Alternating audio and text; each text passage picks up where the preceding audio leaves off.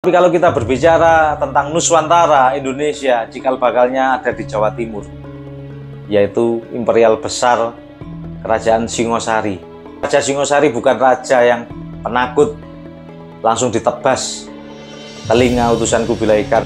Temuan tahun 90-an yang ditemukan di area Candi Singosari. Hawa pusakanya ini bukan cuma sekedar rumah ke rumah, tetapi hampir wilayah, tetapi juga lihat kualitas betoknya. Nah, jalak budo yang bagaimana yang bisa seperti itu.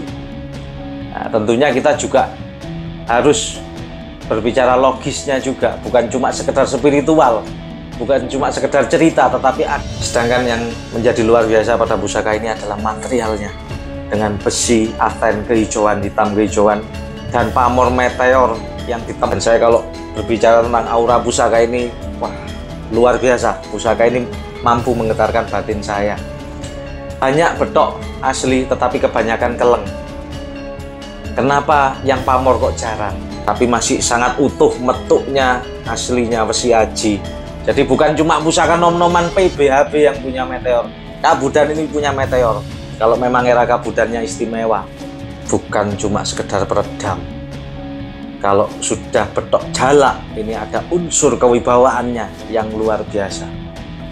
Ada unsur pengendaliannya masa. Maka sang raja juga harus mampu memiliki pusaka andalan yang bisa meredam aura negatif, mampu menamengi dan melindungi spiritualnya maupun wilayahnya. Rahayu, rahayu, salam budaya, salam pecinta pusaka untuk semua saudaraku. Kembali lagi bersama saya, Vicky Wijaya.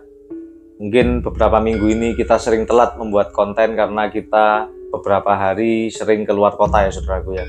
Dan ada acara-acara di keluarga. Kali ini saya mau membahas pusaka yang kita kategorikan super masterpiece, yaitu pusaka yang memang sangat-sangat sulit didapat dan cukup langka. Sering kita bahas sejarah di Nuswantara mulai kerajaan-kerajaan tua abad 8 yaitu Medang, Kabudan, Singosari, Kediri, Jenggolo, sampai Mojopahit, bahkan Mataram ya saudaraku ya. Kalau kita melihat memang begitu sangat besar dan luar biasa negara kita, salah satu contoh bukti nyata yaitu adalah Candi Prambanan dan Candi Borobudur. Kalau Anda lihat di situ sudah nampak jelas bahwa tosan aji atau pusaka itu sudah ada sejak abad 89, yaitu eranya Wangsa Sanjaya dan Wangsa Sailendra, kerajaan Medang dan kerajaan yang ada di Palembang, Sriwijaya. Bisa kita bayangkan begitu luar biasanya bangsa kita pada abad itu sudah membuat suatu pusaka yang luar biasa. Bukan cuma filosofi, tapi juga spiritual dan senjata fisik. Tapi kalau kita berbicara tentang Nuswantara Indonesia, cikal bakalnya ada di Jawa Timur, yaitu Imperial Besar Kerajaan Singosari, yang pada waktu itu menjadi terbesar di eranya, raja terbesar di Indonesia di era itu. Karena apa? Kalau Anda tahu Gajah Mada dan Majapahit sebagai kerajaan terbesar, cikal bakalnya ada di Kerajaan Singosari. Memang secara literatur banyak yang bisa kita ambil, tetapi kita harus bisa membedakan sumber mana yang primer, sumber mana yang sekunder. Maksudnya yang primer adalah sumber-sumber yang memang mendekati otentik, kebenarannya mendekati sangat benar. Contohnya apa ya? Prasasti, candi. Nah, kemudian kita bisa lihat kitab. Kitab ada sangat banyak. Yang paling mendasar adalah kitab Negara Kertagama yang ditulis oleh Empu Prapanca, yang notabene pada era Mojopahit, yang tidak terlalu jauh selisih rentan waktunya ketika ditulis. Ketika kita berbicara kitab Pararaton, waduh ini tuh sudah terlalu jauh, 300 tahun sesudah kejadian, yang kebenarannya banyak tidak valid atau mungkin tipis kebenarannya. Kita berbicara tentang kenapa lahirnya Gajah Mada Sang Pati yang sangat luar biasa menyatukan seluruh wilayah Nuswantara. Ini pernah kita bahas. Dia berdasarkan dari Raja Kertanegara, yaitu raja terbesar dan tersukses di era Singosari. Kita tahu pusaka-pusaka Singosari memang memiliki hawa yang sangat luar biasa, hawa rasa dan nilai seninya yang sangat luar biasa ya. bukan sekedar pusaka tetapi spiritual yang cukup tinggi. Prasasti Camundi mencatat kesuksesan Raja Kertanegara dalam menyatukan beberapa wilayah menjadi Dwipantara. Ini adalah konsep yang tertulis pada prasasti Camundi, disebut Mayuyeye Sakala Dwipantara, yaitu konsep penyatuan dan konsep ibu kota utama lingkar mandala menjadi pusat dan wilayah-wilayah di sekitar menjadi bawahannya atau menjadi wilayahnya, seperti itu. Bahkan mencatat Bali, Melayu, Pahang, Gurun sampai Kalimantan Barat itu adalah wilayah kekuasaan Singosari. Sebegitu besarnya Singosari, bahkan sampai Kubilai Khan pun takut dan mengutus utusannya untuk menaklukkan kerajaan Singosari. Tetapi Raja Singosari bukan raja yang penakut, langsung ditebas telinga utusan Kubilai Khan dan disuruh pulang. Raja Kertanegara bukanlah raja yang ketakutan, tetapi raja yang penuh dengan prinsip. Sang Raja Kertanegara adalah penganut aliran Tantra Bhairawa yang di situ mengajarkan pengendalian energi alam untuk menguasai dan melindungi wilayahnya. Itu sang Raja Kertanegara. Pada tahun 1275 tercatat Singosari menyerang Melayu. Pada tahun 1284 Bali digempur, bahkan rajanya dijadikan tawanan. Sebegitu ekspansinya sang raja ini untuk menguasai wilayah-wilayahnya di sekitarnya. 1289 Melayu diserang lagi untuk menguasai Selat Malaka. Karena kalau perdagangan sudah dikuasai, maka wilayah akan bertambah besar. Dan kita bisa melihat peninggalan-peninggalan kerajaan Singosari, contohnya adalah Candi Singosari, Candi Jawi di Pasuruan. Di sana banyak menceritakan bagaimana kekuasaan dan besarnya sang raja. Ya mungkin langsung aja kita akan membahas salah satu pusaka yang baru kita dapat, dan ini sudah kita kejar hampir 1 tahun, dan kita sangat bersyukur pusaka ini bisa ada di gubuk saya. Ini pusaka temuan lama, temuan tahun 90-an yang ditemukan di area Candi Singosari, Malang, Jawa Timur. Dan sampai di saya pusaka ini belum diwarangi, tetapi kita bersihkan dengan sangat pelan-pelan dan akhirnya sudah kita warangi. Ini pusakanya, saudaraku. Bahkan ini belum kita buatkan warangka ya, saudaraku ya. Anda lihat detailnya.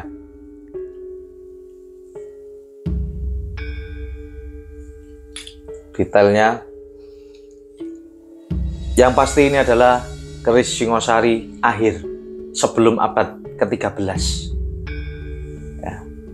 Kalau kita berbicara untuk raja, apa yang dibutuhkan raja? Yang utama adalah perlindungan, kepemimpinan, kewibawaan, kemudian untuk mensejahterakan masyarakatnya, yaitu adalah kesejahteraan, tolak balak.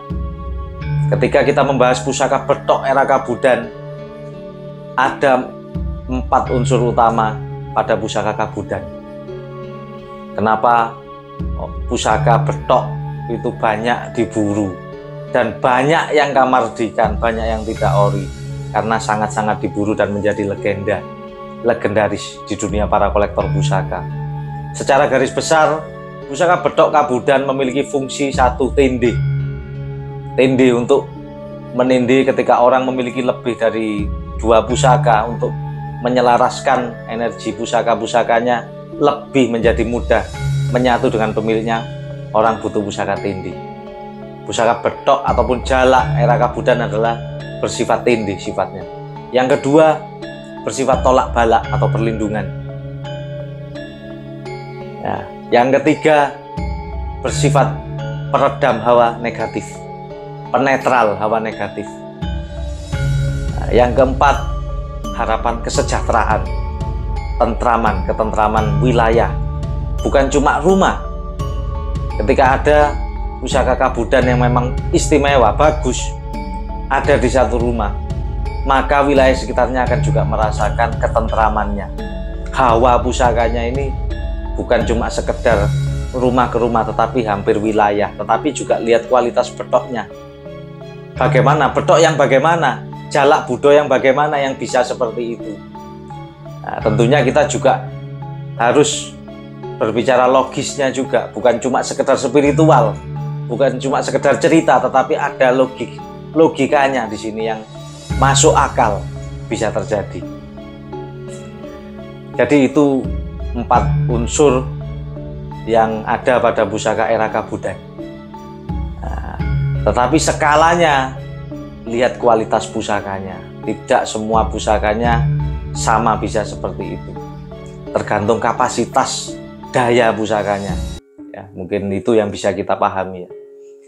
Dan apa cirinya pusaka Kabudayan yang kelas bangsawan, kelas punyanya raja? Kalau kita tahu dulu kasta, ada kasta pandito, ada kasta raja, ada kasta kesatria, ada kasta sudra, pedagang atau rakyat jelata. Dulu pandito ini kasta tertinggi karena sebagai pendampingnya raja. Kemudian raja dan golongan bangsawan keluarganya, kemudian baru kesatria, baru yang terakhir pedagang. Sedangkan zaman sekarang terbalik. Kasta pedagang ini kasta yang paling tinggi. Kalau orang udah punya uang banyak, zaman sekarang ini dia yang berkuasa, seperti itu. Nah, jadi ini bolak-balik zaman, bolak-baliknya zaman. Kita harus memahami ini. Yang terpenting kita belajar pusaka atau sanaji, jangan cuma senang tentang seninya, tetapi filosofi kehidupannya harus kita bisa terapkan dalam kehidupan kita. Kenapa pusaka ini saya katakan istimewa dan saya mengejar pusaka ini juga cukup lama? Yang pertama, dulu saya pernah punya pusaka betok Kediri Pamor, temuan pugar candi di Kediri. Itu sudah dimahari oleh saudara saya, padahal itu pusaka yang tidak saya maharkan, tetapi ya terpaksa kita maharkan. Ini saya dapat lagi yang kelasnya sama, saya katakan, tetapi beda tangguh. Yang waktu itu Pamor Kediri, ini Singosari Pamor. Materialnya hampir sama, mungkin bisa jadi satu empu atau satu era ya, abad 12 ke 13 akhir. Tapi ini kenapa saya katakan Singosari bukan Kediri? Kita lihat gonjonya agak panjang, kemudian kerisnya ada condong lelenya, meskipun sedikit. Kalau Kediri biasanya agak tegak lurus, condong lelenya tidak ada. Dan yang menjadi luar biasa di sini materialnya, banyak betok asli tetapi kebanyakan keleng.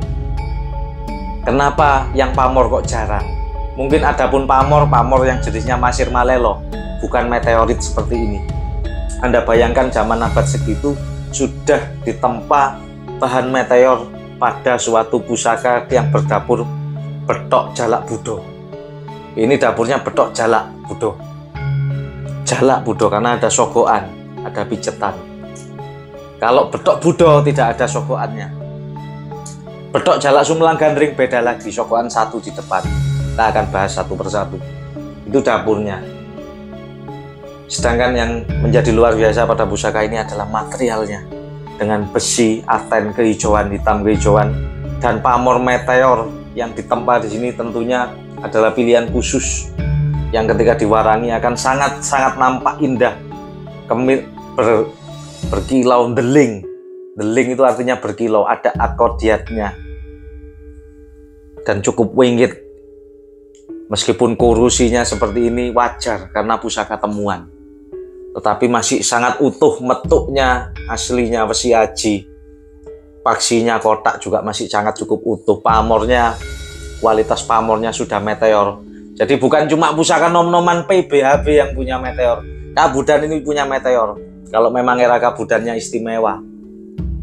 Nah, ini yang mau saya katakan. Kalau orang yang pecinta PBHB pasti paham yang saya maksud. Bedanya pamor bahan meteor sama besi luwu itu berbeda. Warna pamornya ini seperti ini. Dan saya kalau berbicara tentang aura pusaka ini, wah, luar biasa. Pusaka ini mampu menggetarkan batin saya. Yang pasti jalak. Kenapa sampai dijadikan sebuah dapur? Burung jalak adalah burung yang sangat pekerja keras untuk mencukupi, memenuhi sandang pangan dan ilmu untuk keluarganya. Makanya pantas kalau jalak, burung jalak ini sampai dijadikan sebuah dapur pada pusaka. Filosofinya apa? Filosofi dapur Jalak Budo adalah hendaklah seorang pemimpin mampu menjadi teladan di keluarganya maupun di rakyatnya sekitar, mampu mensejahterakan keluarganya.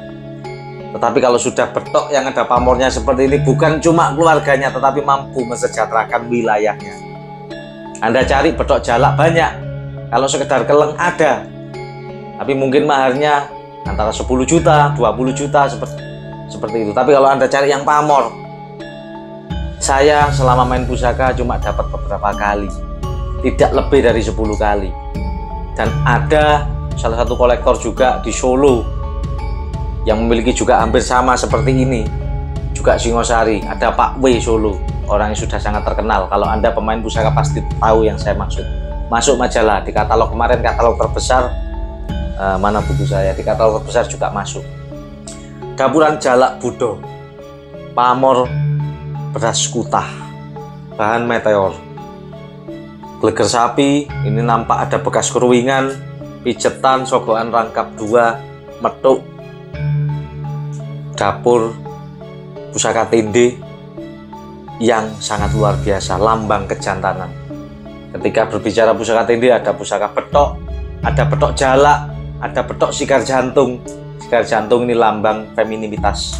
Tapi kalau sudah betok Jalak Budo, ini lambang maskulinitas, lambang kejantanan. Auranya luar biasa. Pusaka ini bukan cuma sekedar peredam. Kalau sudah betok Jalak, ini ada unsur kewibawaannya yang luar biasa. Ada unsur pengendaliannya massa. Meskipun pamornya pamor biasa, bukan pamor miring.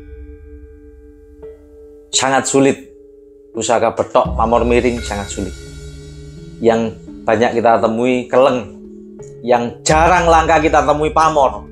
Kalau pamor miring udah 1 juta banding 1. Sepameran-pameran nggak ada, belum ada.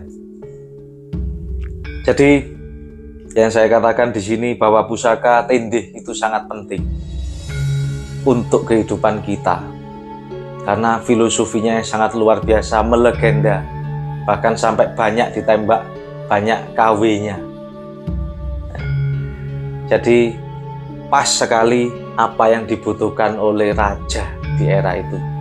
Seorang raja bukan hanya mampu berwibawa, cuma bisa ngomong, tetapi harus wajib mensejahterakan dan melindungi wilayahnya. Yang pada kala itu banyak serangan-serangan magis, serangan spiritual kepada para pejabat, para bangsawan, para raja. Maka sang raja juga harus mampu memiliki pusaka andalan yang bisa meredam aura negatif, mampu menamengi dan melindungi spiritualnya maupun wilayahnya, juga berwibawa.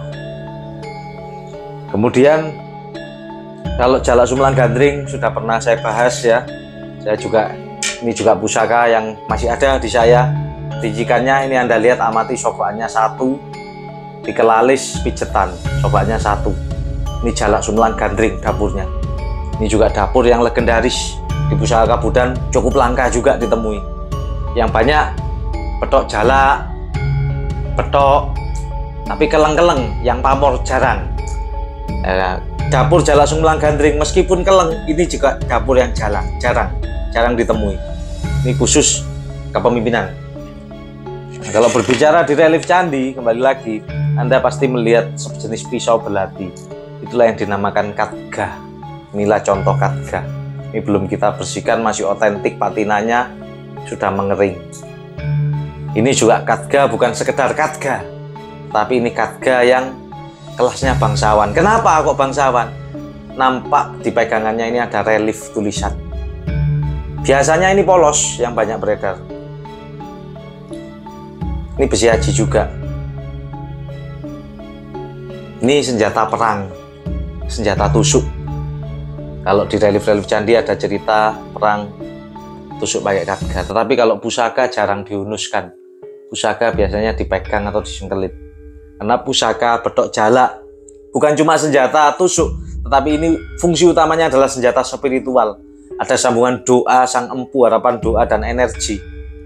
yang dituangkan dalam suatu pusaka. Makanya kalau pusaka temuan sekedar perkakas, kudi itu banyak, tapi itu bukan pusaka, tidak saya kategorikan pusaka, itu perkakas, alat pertanian, alat. Tapi kalau sudah kujang, baru itu disebut pusaka karena ada hembusan doa di situ yang ditiupkan. Seperti pedang ini ada yang pedang pusaka, ada yang pedang cuma sekedar buat perang. Kita lihat bentuknya, kita lihat materialnya. Bedok pun begitu. Kalau bedok yang sudah pamor seperti ini sudah kastanya tinggi. Bukan, yang pasti bukan kesatria, bukan rakyat jelata, ini minimal golongan bangsawan. Bisa jadi raja ataupun resi. Nah, kemudian kalau berbicara tentang Kediri, gimana Mas membedakannya, pasikutannya? Ini lebih tua dari Kediri. Ini juga bedok jalak Budo, tapi eranya Medang. Anda lihat, tegak lurus, tidak ada condongnya. Dan gonjonya relatif pendek, tidak terlalu panjang. Eranya sudah beda era, ya, lebih tua lagi. Tapi masih sering ditemui. Yang paling langka adalah betok yang berpamor dengan bahan meteorit. Bahannya saja itu pilihan. Empunya juga adalah empu andalan, empu utama. Ya, mungkin ini yang bisa kita sharingkan ya saudaraku ya. Untuk pada kali ini, semoga teman-teman maupun masyarakat Indonesia lebih mencintai budayanya, mau merawat, mau mempelajari sejarah-sejarahnya. Karena kalau kita melupakan sejarah, kita akan celaka.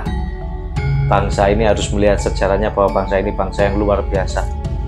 Sebegitu besar aura ekspansi, bahkan visi misi dari Sang Raja Kertanegara yang melahirkan Sang Patih Gajah Mada yang nanti menjadi kerajaan terbesar di Indonesia, yaitu Majapahit.